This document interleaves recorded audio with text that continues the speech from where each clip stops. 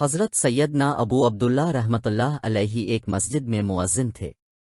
اب فرماتے ہیں، میرا ایک نوجوان پڑوسی تھا، جیسے ہی میں اذان دیتا وہ فوراً مسجد میں آ جاتا اور ہر نماز میرے ساتھ باجماعت پڑھتا، نماز کے فوراً بعد جوتے پہنتا اور اپنے گھر کی طرف روانہ ہو جاتا۔ میری یہ خواہش تھی کہ کاش یہ نوجوان مجھ سے گفتگو کرے یا مجھ سے اپنی کوئی حاجت طلب کرے۔ پھر ایک دن وہ نوجوان میرے پاس آیا اور کہنے لگا، اے ابو عبداللہ رحمۃ اللہ علیہ، کیا تم مجھے کچھ دیر کے لیے قرآن پاک دے سکتے ہو تاکہ میں تلاوت کر سکوں؟ میں نے اسے قرآن پاک دے دیا۔ اس نے قرآن حکیم کو اپنے سینے سے لگایا اور کہنے لگا، آج ہمیں ضرور کوئی عظیم واقعہ پیش آنے والا ہے۔ یہ کہہ کر وہ نوجوان اپنے گھر کی طرف روانہ ہو گیا اور سارا دن مجھے نظر نہ آیا۔ میں نے مغرب کی اذان دی اور نماز پڑھی لیکن وہ نوجوان نہ آیا۔ پھر عشاء کی نماز میں بھی وہ نہ آیا تو مجھے بڑی تشویش ہوئی۔ نماز کے فوراً بعد میں اس کے گھر کی طرف روانہ ہو گیا۔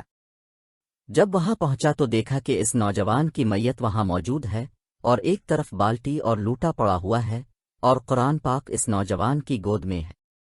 میں نے قرآن پاک اٹھایا اور لوگوں کو اس کی موت کی خبر دی اور پھر ہم نے اسے اٹھا کر چارپائی پر رکھا۔ میں ساری رات یہ سوچتا رہا کہ اس کا کفن کس سے مانگوں، اسے کفن کون دے گا؟ جب نماز فجر کا وقت ہوا تو میں نے اذان دی اور پھر جیسے ہی مسجد میں داخل ہوا تو مجھے محراب میں ایک نور سا نظر آیا۔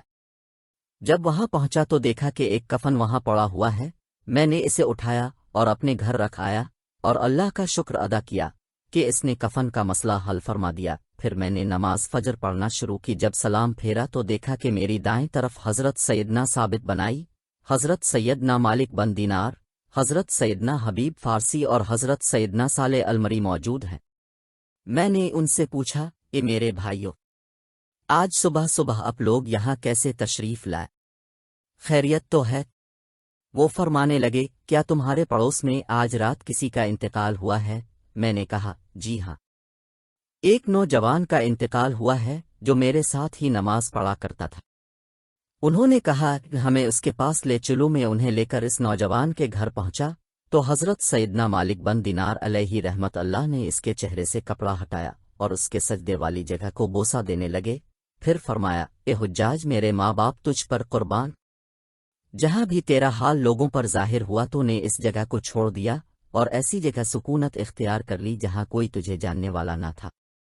اس کے بعد ان بزرگوں نے اس نوجوان کو غسل دینا شروع کیا۔